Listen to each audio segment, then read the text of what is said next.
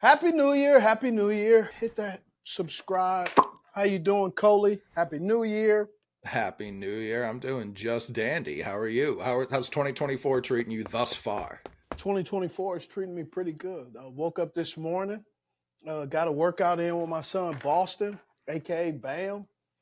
He invited me, and, I think I'm going to walk around like most guys after they get a lift. Ugh, swole. Can't move. Get drink. Ugh. Does that still happen even in like NFL weight rooms? Because if I go like high school weight room growing up or even at college, there's always that guy, Mr. thinks he's Debo. Does that still happen in NFL weight rooms too? NFL weight rooms, it happens even more because they're actually lifting really good big weights, right? They're bench pressing or squatting ungodly numbers, Right. right? That's where you'd think the humbleness would come in, but you're saying it's the opposite. You just bench press 425 as your max. What humbleness do you have? You get off that bench of bench pressing 375, 420, 500. You don't get off the bench going, "Oh, thank you." No, you get off that thing. You get off that thing swinging, boy. That's where I just picture like being in the same locker room as like James Harris, and he comes over, he says, "Lay back down," and he bench presses the bench press with you on it. He's just not even concerned. It feels like you're just inviting someone else to one up you immediately if you're trying to get a little too. Well, you can't. It's very rare that guys one up. It's more of guys just know what other guys lift. Sure. Transitioning right into Ravens Dolphins, right after that game ended, Lamar had some words for a reporter. Reporter's a strong word. Someone in media, I think, is more. I don't even think Florio would consider himself a reporter. He's someone who watches the league and writes about Isn't he a former lawyer of West Virginia? I believe he was a lawyer, and he just loves football. But yeah, Lamar seemed to have taken those kind of comments personally. Is that something that ever motivated you throughout your career? Is people in the media mouthing off? Absolutely not. I never paid attention to the media one time in my whole career. Never even thought of them. Didn't even know they were there. Didn't even know they exist. Media? What's media? It's so difficult. I believe it's more difficult even now, just the way the media is put out there. Social media has allowed, right? Instagram is really where you kind of talk about things, where snippets, and then Twitter's used to make announcements. Right? So social media is IG is for nice stuffs. Announcements are for Twitter. Yes, the media plays a huge role. I think the media plays a huge role in some of it, where I think some of the media take it to the point of where you have to verify and run things by me. And I believe certain media personalities believe that if I say it is true, right? Some of the colleagues that I respect, Rap Sheet, he does a really good job. Garofolo, James Palmer, whatever's said on sometimes those at times said on those platforms, people take them as gospel. They take it as, well, if they said it, and sometimes certain people don't even have to have a verified source or someone that really believes it. Sometimes they're just guessing. They're guessing based on what they've heard, or they talk to a source, and the source is just maybe saying something or talking off record, on record, and it's a lot that goes on. But Lamar showed out. Sure The did. Baltimore Ravens showed out. I also believe that there's some people, the Miami Dolphins fans, some of them are really upset at Coach McDaniels because in a blowout of the Baltimore Ravens, that why would you have Chubb out there? Well, people have forgotten. Some fans only remember, or when you have a good team, sometimes they only become fans during that season. People have forgotten last year, I believe it was last year, and last year seems, since COVID, A whole year seems like 5 years ago. And 5 years ago feels like 10 years ago. It does. Does it not? It really does, yeah. Some people have forgotten, and that's why I'm confused right now. I don't even know if it's correct. You remember the Miami Dolphins came back on the Baltimore Ravens, I believe it was last year, in Baltimore. 18 or 19 points, yeah. Yeah, where it was yeah. It was a ton of points, and it all happened in the third quarter. And I believe at that time, that was kind of where things started to decline for the Baltimore Ravens. Yeah, they lost 3 games like that in the first 2 months of the season last year, where they held big leads and blew them all in the fourth quarter. And the Dolphins, what I believe was the first of those games. You're asking the question, why is Mike McDaniel still having starters out there? Have you not watched football?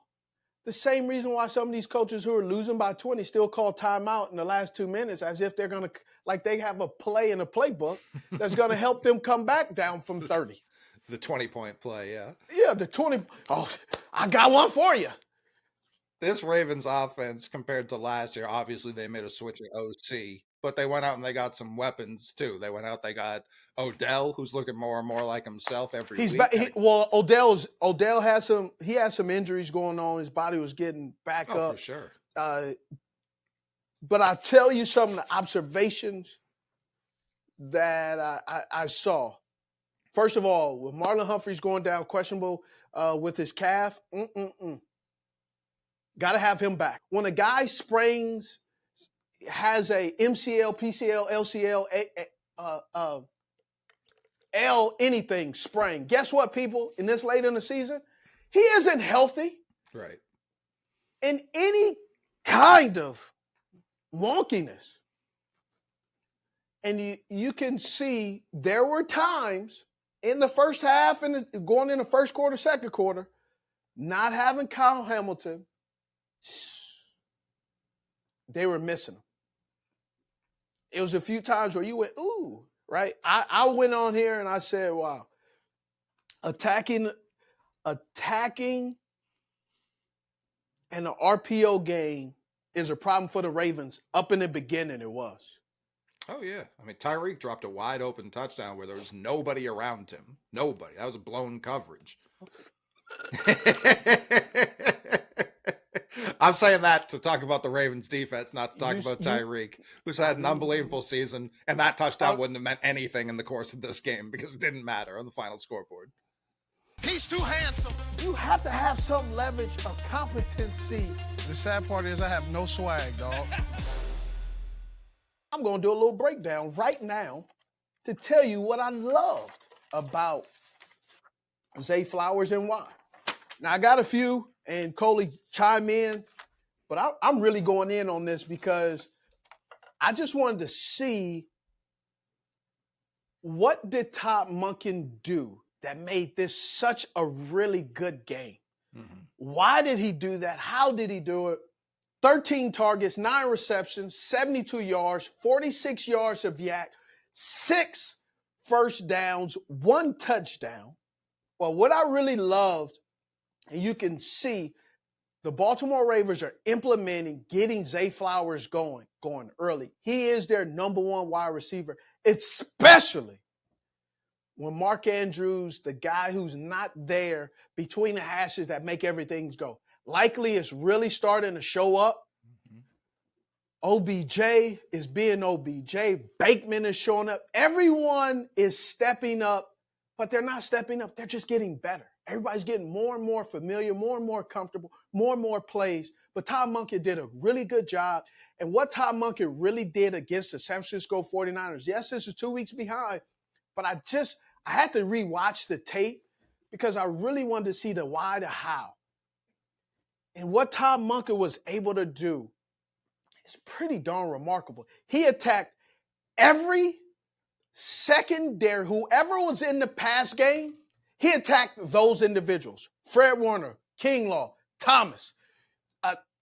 You name whoever was out there, Tre'Davious Ward, whoever was out there, he was putting on an island or trying to flood the zone to make sure that he could give Lamar Jackson and company every opportunity to make plays. And guess what, folks? They made plays. First play.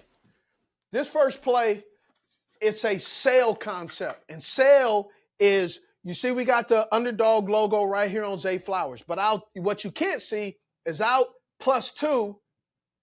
Oh, +4 because you can't see him. No, he's +2 because I can see the corner's feet.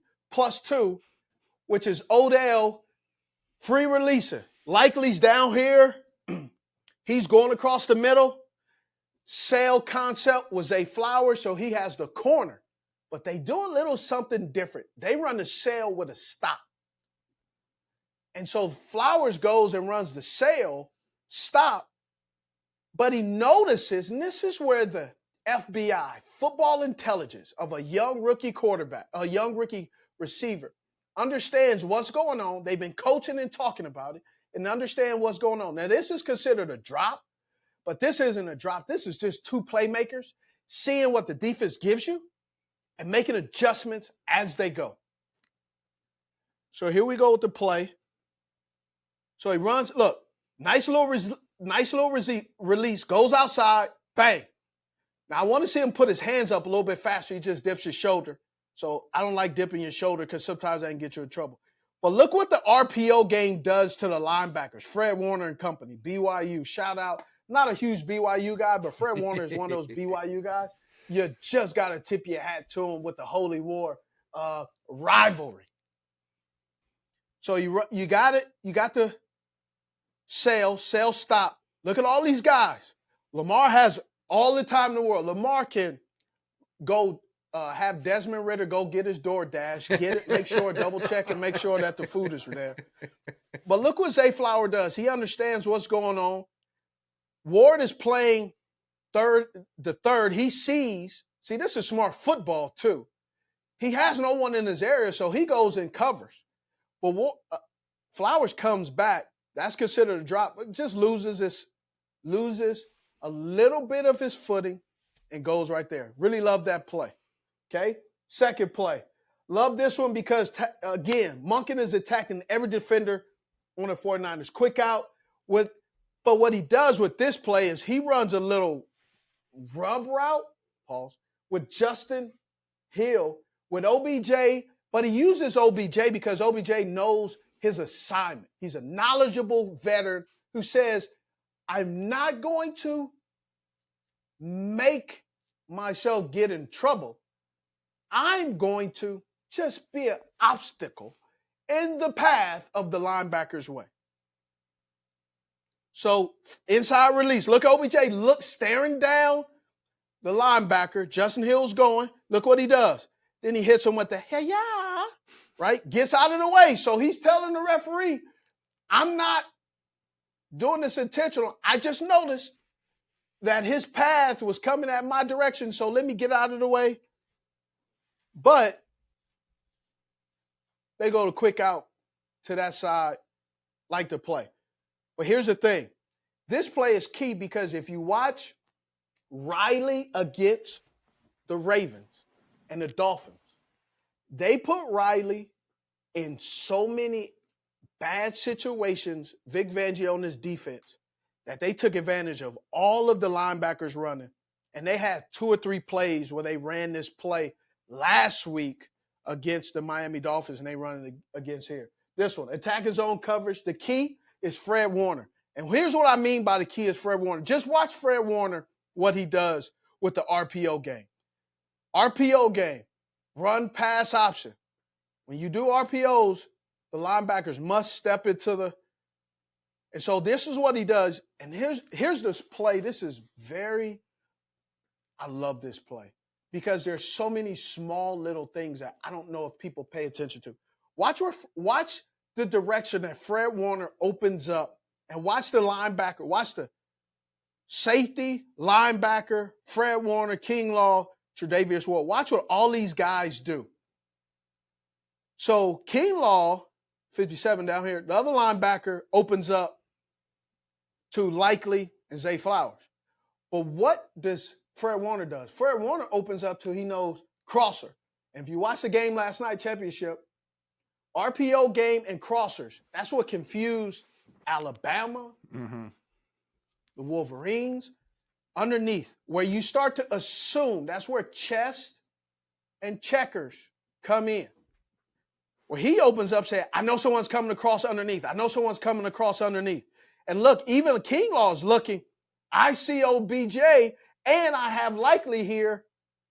Look at Tre'Davious Ward. He's pointing, hey, Kinlaw, that's your guy. You have down low because they're playing zone coverage. Look, he's looking at likely. Fred Warner's looking at OBJ, and the other linebacker's looking at Lamar. Guess who ain't looking at Zay Flowers? Anyone. Catches it. Look, gets his foot in the ground. Pretty good play. He's in his bag. That's all my notes on that one.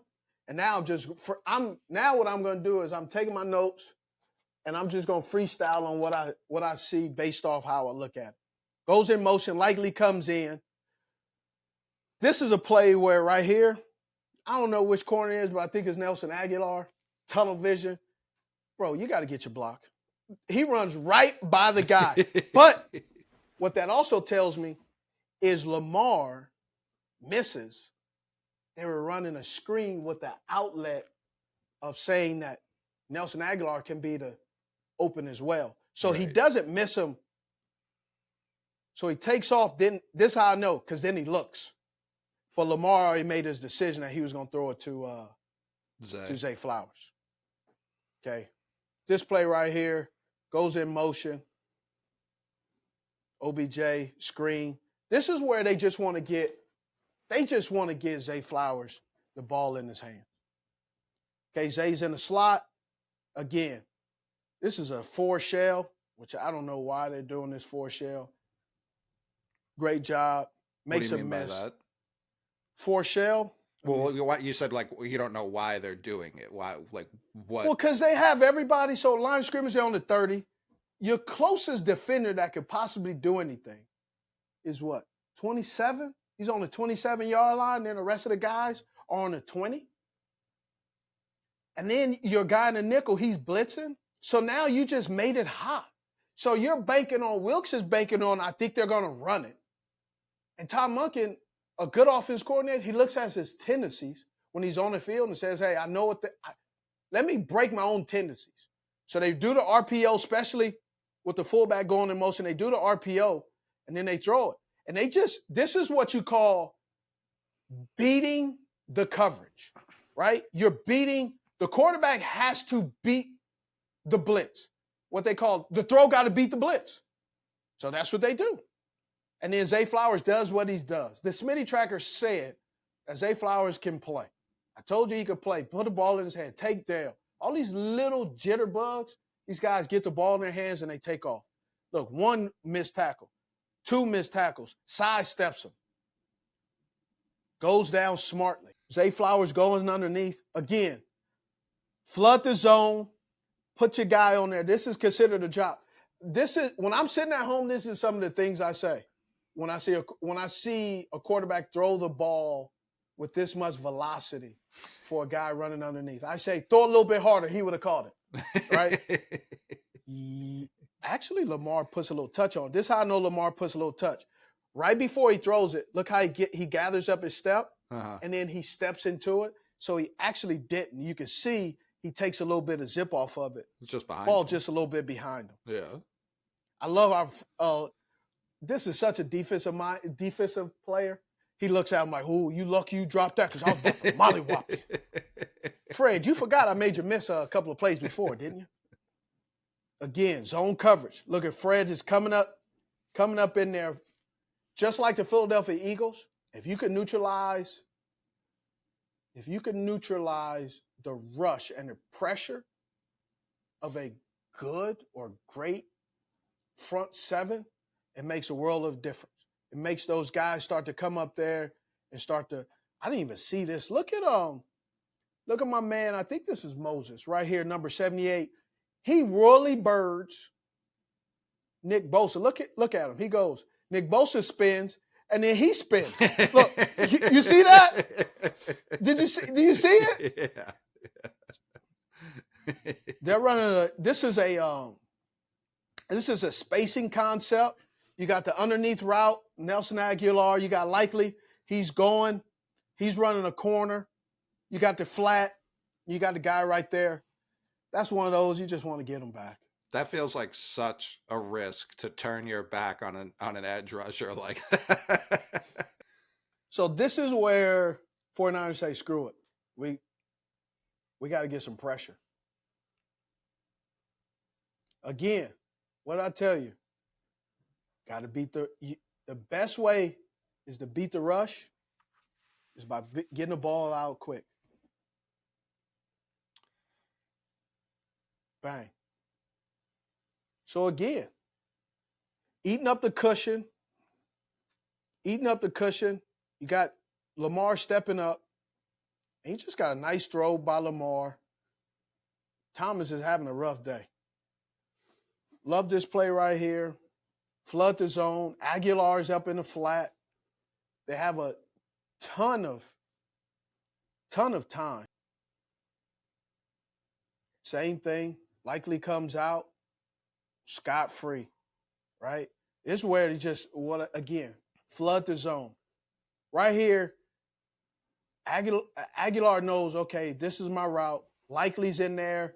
They do a great job of having Likely sit in at the kind of the tackle position outside, so they have the eligible tackle out there. He goes out to the flat for a chip. Bosa bounces out. They have everybody up there, but the problem is these two defenders are sitting on top of each other, looking at Lamar and not paying attention. What I talk about, keep your eyes on your luggage, and it's too late. And Fred knows, and so he's hoping that he drops the ball, and he doesn't. So they ran that exact same concept against Miami again this week, except it was, I believe, to Likely, not to, or even maybe to Ricard, not to Zay, where the motion man, and it's funny to watch because it is like a wave because it just happened again there. The whole defense just seems to follow the motion. You talk about tendencies and data all the time. The play's supposed to be going right, sneaking that guy to the middle of the field where the linebackers were and then just shifted. That's where Monken seems to really be shining. Because the engaged player for the next defender is he's engaged, so I have to pass him off. It's a split second. Right. Zay goes in motion. But look at this conversation. Look. Mm-hmm. So they're blitzing. He says, hey, that's who you got. So he goes, passes him off. This is my opinion, sitting from the couch like everyone else. Lamar's not looking at Bateman. He's already made his decision based off Fred Warner's right there, guys chasing. Likely's being chased by, I think, 20th Thomas, one of the defenders. You got Justice Hill in the flat. So, and he get the free rusher is getting pushed by. So he's already predetermined. I'm going to give it to my best playmaker, the guy who's in my line of sight.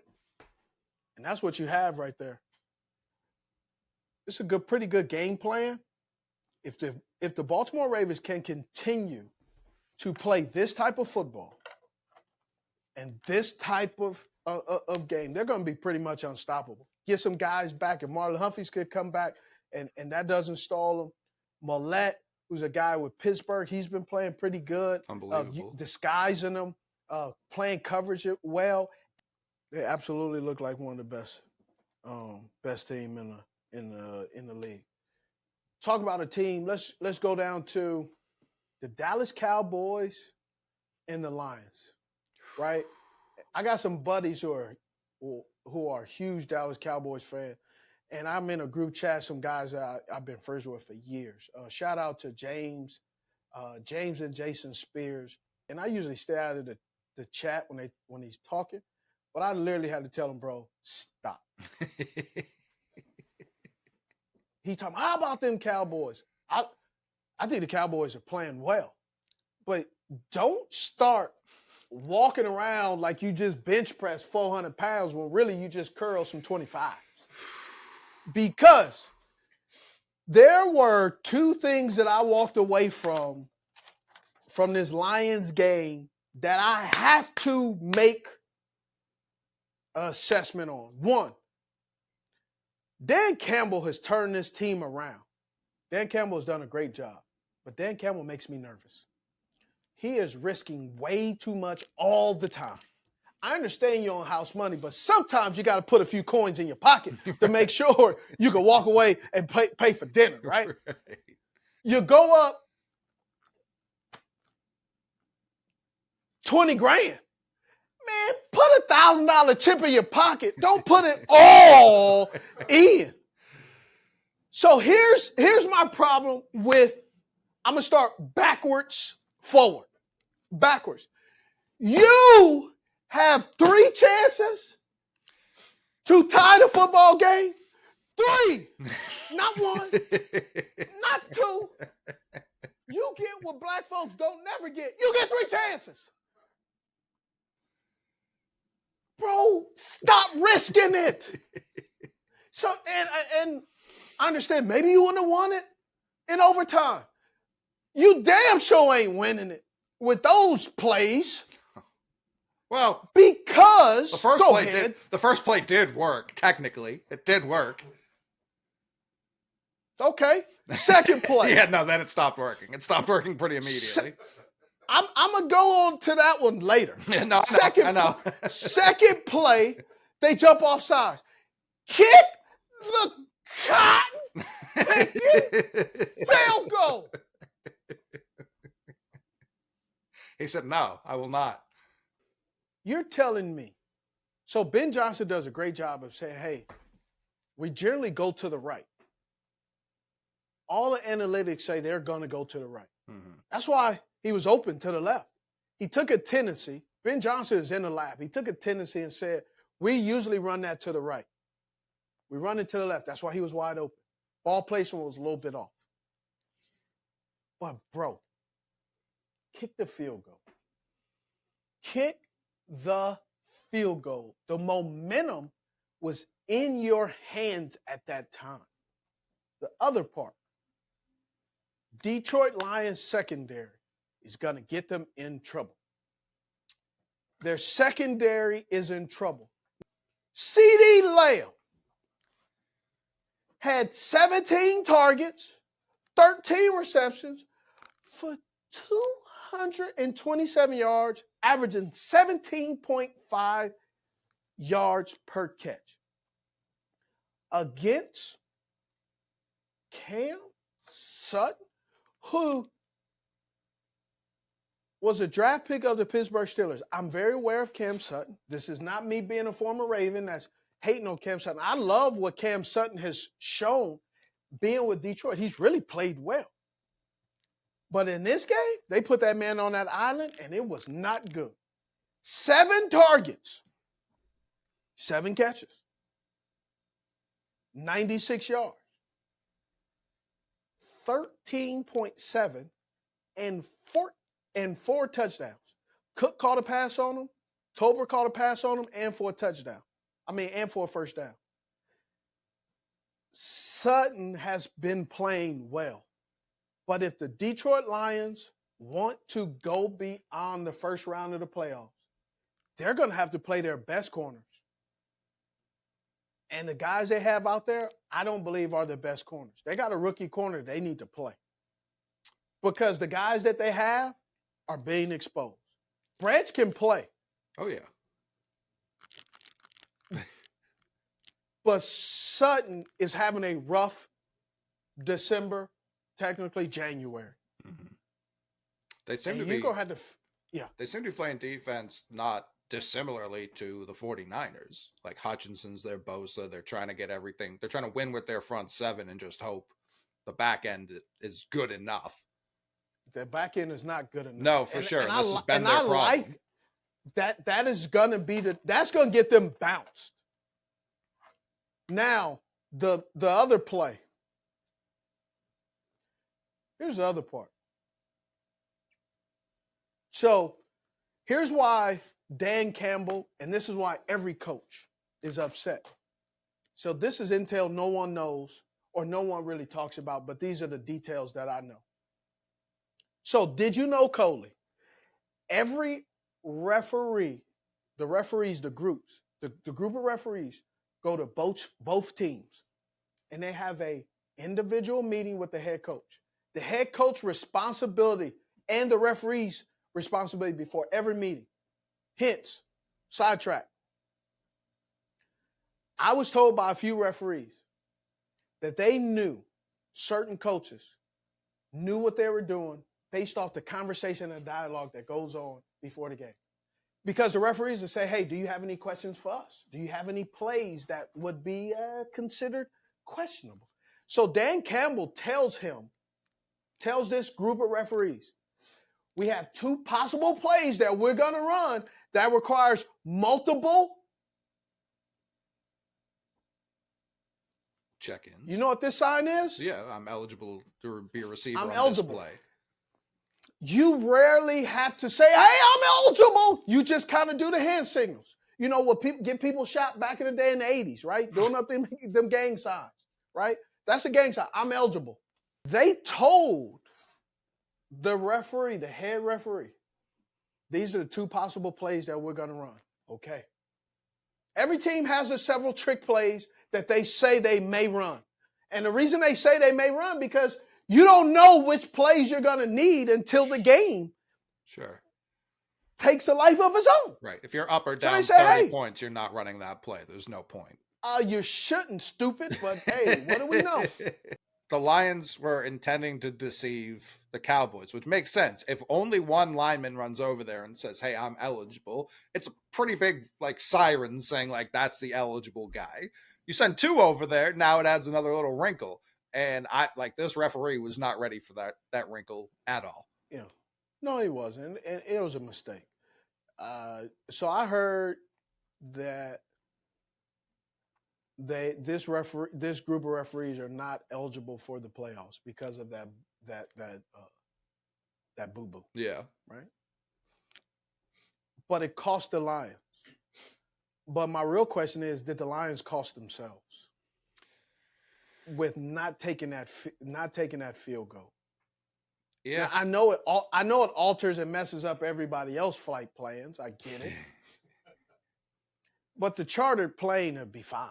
But if you're Campbell, though, you've gotten this team to buy in since you got there, specifically because of he consistently puts his nuts on the table. That's the kind of coach he is. Wow. You talk about a guy, he's never going to leave Vegas with any chips, ever. He's always going to put all of it on green. You know what I mean? He's always going to bet. But bro, you got some kids that go to college at some point, right? He'll figure that. He's the kind of guy, he's like, that's tomorrow's problem. I'll figure it out the last possible second I have to figure it out. If he starts questioning himself, is there a chance he can lose the guys who've bought into him based on him being a crazy person? No, you don't.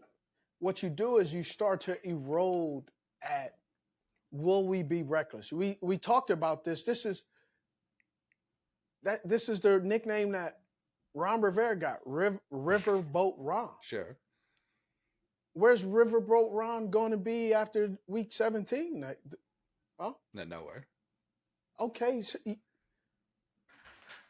just for myself, you can't always be considered this reckless, no rules, don't care type of guy when it starts to affect you in a way that it costs you a game. He's too handsome. You have to have some leverage of competency.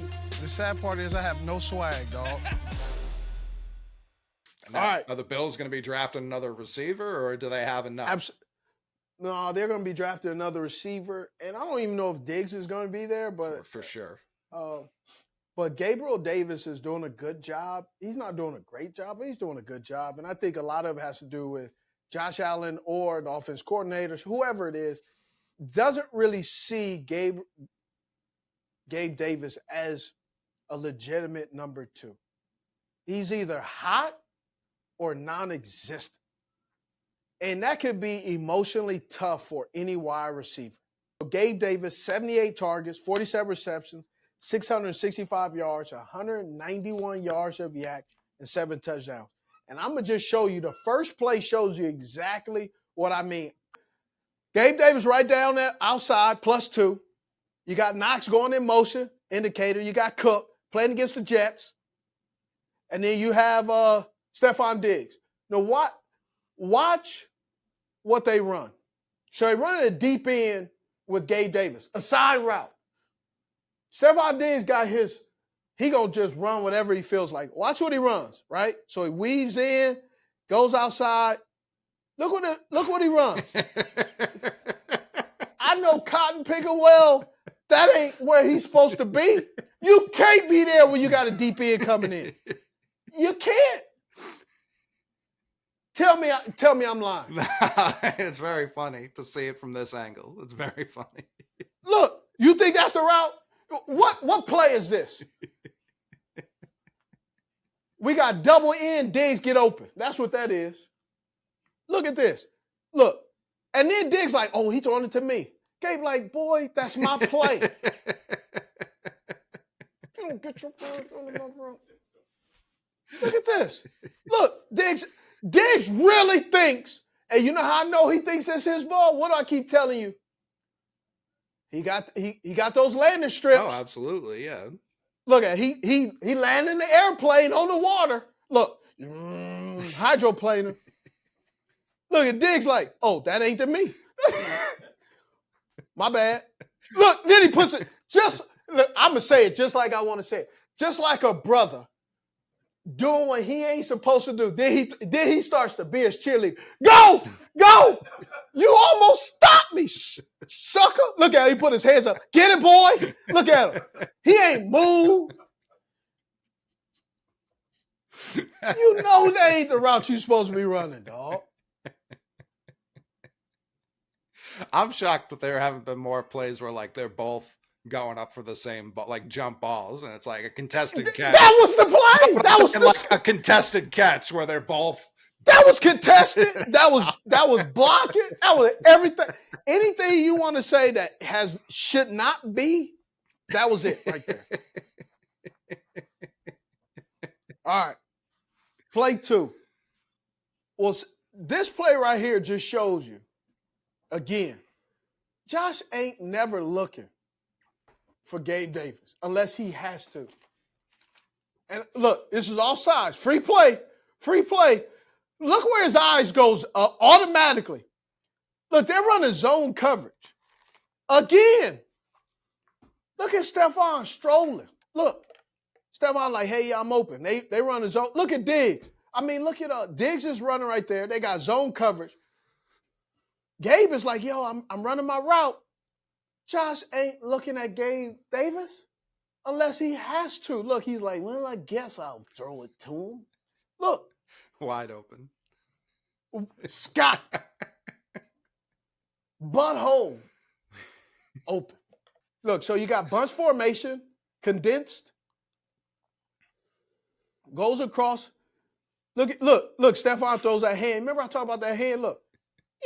Throw it to me. Here's the other part where I noticed, too, that I picked up. Josh just be running, bro. Go back. He believes that he's such a better passer on the run. He's not patient enough. Look, tell me which guy causes pressure to Josh needs to escape. You ready? Tell me which guy. Where is he at? Tell me. Which guy? Which guy is right there that's making him? Oh, look. Oh, he already starts running. Because he takes off, that's why the underneath route is not open where it should be past the hash, because Josh scrambles and brings the defenders to the open area. If Josh doesn't scramble right now, Gabe Davis is going to be open because that's Diablo, number 0. Diablo's a linebacker. I love Diablo's name, and he has 0. Divine He Diablo. just looks like a dangerous fella. Correct. Right? If I see Diablo in the Super Bowl and it is early morning or late at night and he has a pet bull, I'm wearing a Merce. I'm clutching my Merce and going across the street, okay? Watch. So he takes off. He brings 3 defenders to the open area, right, and they're all clamoring and climbing to cut him off. And that's where Diablo gets outrun by Gabe Davis and throws it. But he doesn't have to do anything. Now, against the Washington Commanders, they're in trouble. Yeah. So, go in motion, RPO game, right? Now he's looking. But first of all, he should throw it a tick earlier. Well, he throws it pretty good. I thought it was all right. Good catch. Let's throw it again. This is a sail concept, layered. And look at Diggs down at the bottom going in motion. You get the patented hand. Look. Yee, I'm open. Look. Surprisingly, Josh is looking down the field. All right. This is against the Jaguars, who mollywopped the Panthers. Now, this is where I think Josh should be running. Sure. Throws the ball, sticks it. Good play.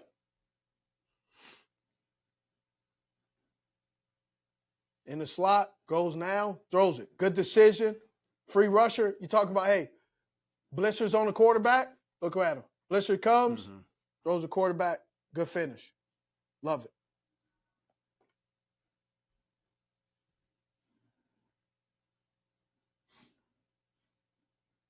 Look at this. Okay? Rusher, right? Look what he does. I just don't think that Josh needs to scramble. Step up in the pocket, throw the football. Now, this play is pretty good against my boy James Bradbury. I like James Bradbury, but he's struggling a little bit this year.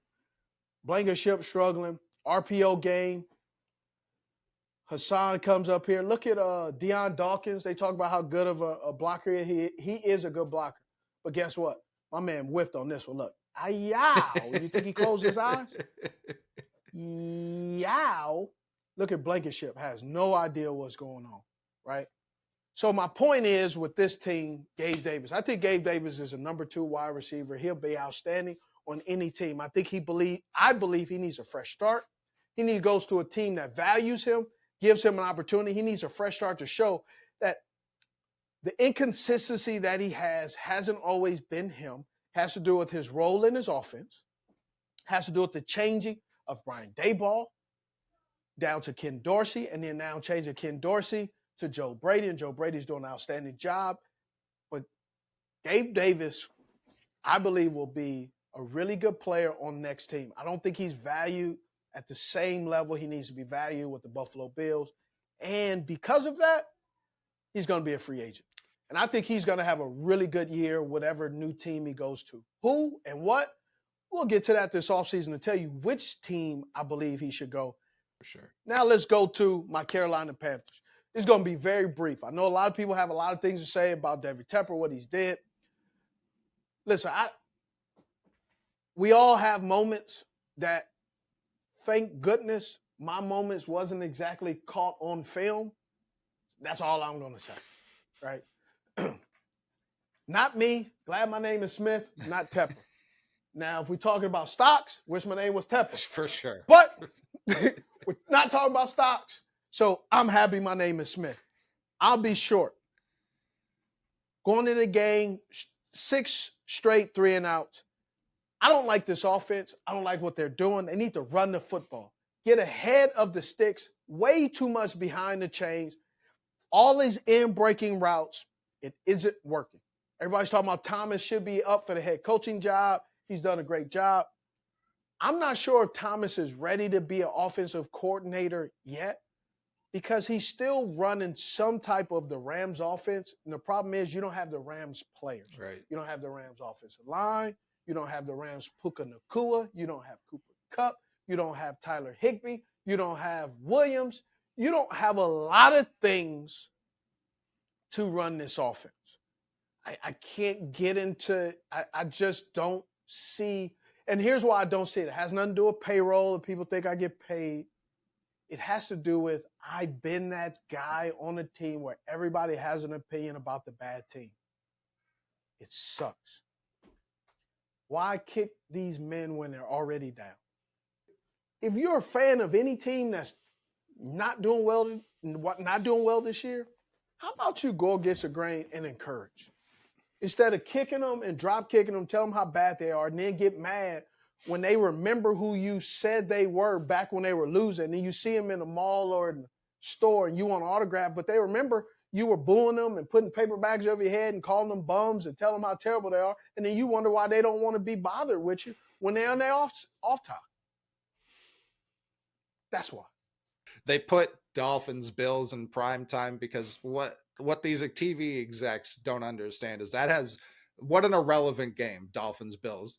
No one cares. I don't care who wins or loses that game. You don't? The game with the only intrigue in the AFC East this week is Jets Patriots. And if you can't see that, you don't know the history of football. Bill Belichick hates the Jets. He's beaten them 17 straight times. He resigned after accepting their head coaching position, 12 hours after accepting said position, so he could go start this dynasty with the New England Patriots. And now, week 18, 17th game of the season, he has the Jets staring at him, staring between him and potentially a franchise quarterback in the draft. He has to decide whether or not he's going to win this game, an extremely winnable game against a bad team. And he has to know, do I swallow my pride and lose this? He's also chasing the wins record. There's a lot going on here. He has to decide, am I going to lose this game and further help my team long-term, or am I, for pride, just going to beat the Jets because that's what I do?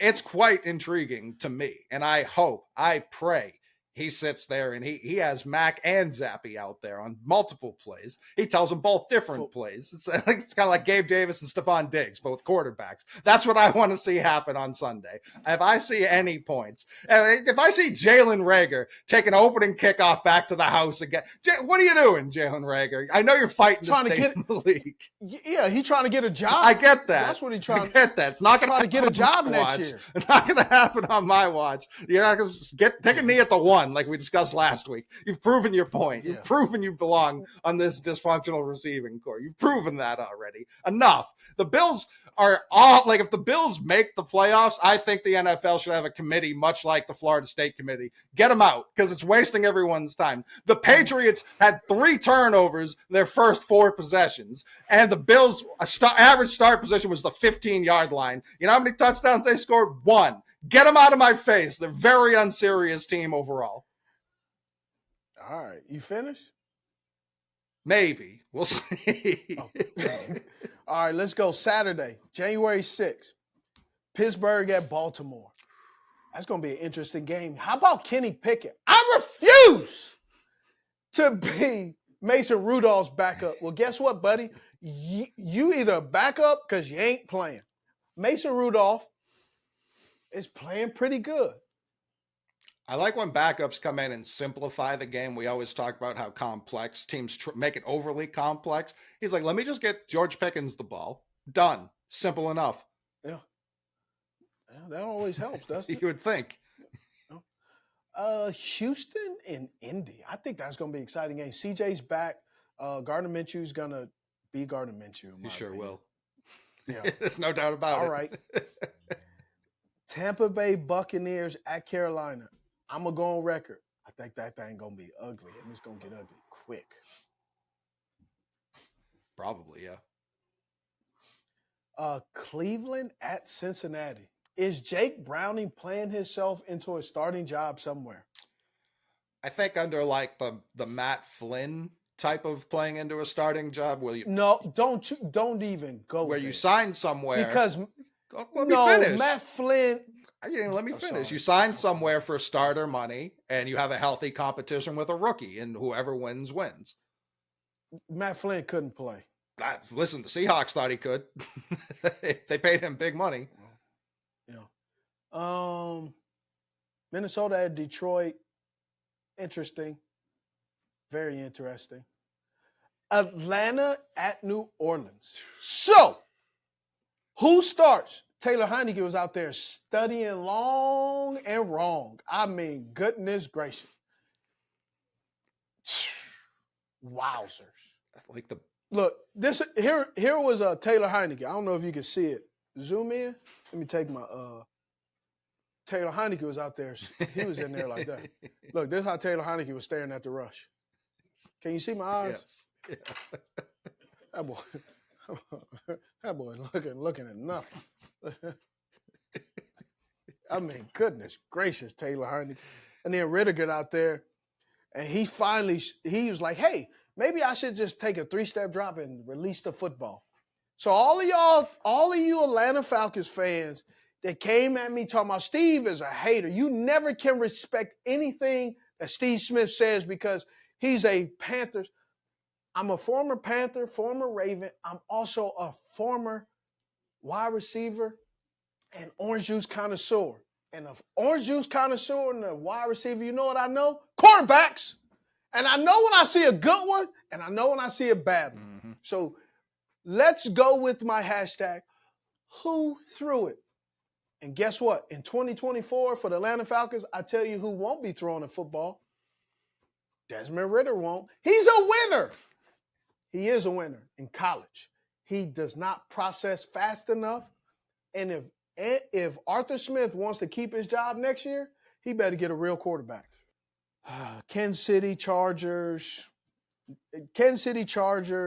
Denver, Las Vegas. I kind of put these in the nobody really cares category. Right? You want to see how bad, bro, MVS drops that pass. Oh, shimmy crickets. Philly at Giants. Do you care? I mean, you care for the 1 seed. Like, the 1 seed's still in play. Home field's still in play for the Eagles. Outside of that, no, I don't. Yeah. That field goal that they missed. Wow. The Giants? Yes. Yeah. They hold my dog Tyrod Taylor back, man. 300 yards for Tyrod. Rams and 49ers. I think it's going to be a good game. Yeah, the Rams have far exceeded expectations this year. They've just been really good. And they could play spoil to the 1 seed right here and have like a confidence boosting win heading into the playoffs where it's just like, hey, we're not just here for 1 game and then we're gone. We just proved we could beat the 49ers. Like that's a very interesting game. How bad does the Dallas Cowboys mollywop the Washington Commanders? I would assume pretty bad. You know who I feel bad for? I feel bad for all the defense because Ron Rivera's calling the defense, and they look like they're struggling. Yeah, but Commanders right now hold the 2 pick. I know the players on the field don't care about that, but for the fans, them winning this game would be. Listen, they play in Dallas. They gonna get that 2 pick. So Yep. I'm not going to guarantee any Mike McCarthy victories in January. That's all I'll say. Ooh. And then obviously Buffalo Bills, Miami. I'm worried about the Miami Dolphins with Chubb going down, Xavier Howard going down. I think Tua will be fine, but just looking at Waddle's his sprain, and I think they're going to let Waddle walk. That's what I'm hearing. Interesting. I think that's tough. They're gonna let him walk, and I think that's a part of the frustration. He's not getting an opportunity to kind of really display his talent. They're gonna let him walk, and so his numbers are suffering, which is going to impact his pocket. Sucks. Also, I forgot to even say about the Bills. They're still running QB dives to run out the clock at the end of the game. Josh Allen had to sub himself out because he's messed up his shoulder again. Like that. It's a very unserious team. I cannot, they have to win this game to get into the playoffs. I think they will because they're above 500 team and the Dolphins don't know how to beat those. But I can't imagine what the Bills would have to do outside of this year just being a very weird year on the whole. I don't know how they're going to beat a serious team in the playoffs. I just don't see the path. I'm not sure. This last week is going to be super exciting. Look forward to talking about the playoffs next week and who's the teams and the possibilities. We won't do any breakdowns, but hit subscribe. Also, to get into the comments, let me know who's the first 4 or 5 receivers that you want me to break down heading into the off season, going from the playoffs, Super Bowl. And then once that offseason comes, about players that you think we're going to do some shorts. And obviously I'll do some breakdowns on why and how, which players you think. And so we're going to have a heavy offseason of breakdowns of guys that we think that can play. I'm going to keep my opinion 100. Guys that I think may be overvalued. Guys who are maybe gems, blue chippers, penny stocks, and some guys that really not necessarily I don't think they can play, but I just don't think they're valued at the position and as high on the receiver chart that you have. I'm going to the Shrine Bowl to see those guys, so I'll see some of those guys, so I'm excited to see that. Also going in to the Shrine Bowl Hall of Fame, which is pretty cool. So thank you very much. Got that call. Got the call from North Carolina Hall of Fame, the Hall of Fame for the Shrine. And I did not make I just wanted to make the finalists, not expecting to go in the Hall of Fame anytime in the next 2 to 3 years, I'm going to be honest. But I thought at least I could make the finalists, but I didn't, and it happens. So, well, there's always next year. I mean, I went on this rant last year. It's insane you're not already in. I don't say that because you're my pal and my co-host. I say that because that's what the numbers say. I don't say that for any other reason other than what the stats are. They're right there. Anyone can read them. I made a joke on Thursday night, and some people called it. I said, maybe I need 18,000 all-purpose yards. Well, that was me being a turd ball. I have 19,000 all-purpose. So I was just trying to see not 20. What criteria is it? They don't know. They have no idea what the criteria is. So I come out in my uniform, and then they say, hey, we're playing tennis. I go back in the locker room, I get my tennis bag, and I come out in this ice skate. Luckily, in my tennis bag, I have my ice skates. And then, all they say is water polo. Yeah. And that's messed up. But guess what? I fooled him. This black dude can swim. So bang, I get my water cap. And they say, pool's closed. I go, okay. Again, when people comment wide receivers to break down, we're going to get to the guys that are projected to go. Malik Neighbors will be on the list. Who's that? Wide receiver 1 from LSU. He's projected to go top 10. Oh, yeah. I haven't got. No, I know you haven't, but I'm saying for the comments section. Well, the reason I said who is that, I do not, surprisingly, right?